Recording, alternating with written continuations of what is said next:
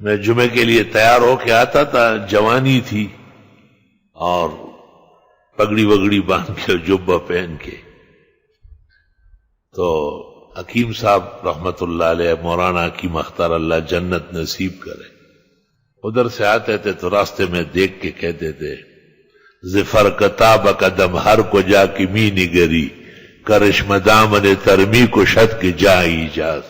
خوش ہوتے تھے بہت.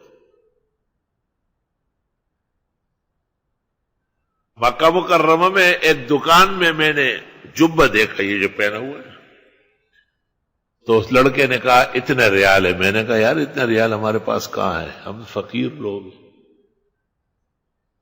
اس نے کہا پھر اتارے نہیں، بیٹھے میں آتا ہوں. تو میں نے سمجھے یہ گھر جا کے کوئی سستا والا لا رہا ہوگا. گھر جا کے باپ سے پوچھا کہ ایک عالم دین آیا ہے، جبہ پہنا ہے، بہت اچھا لگتا ہے، میں ہدیہ دینا چاہتا ہوں.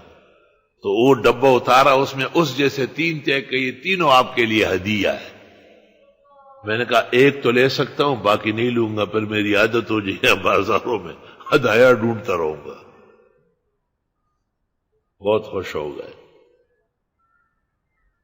الحمدللہ.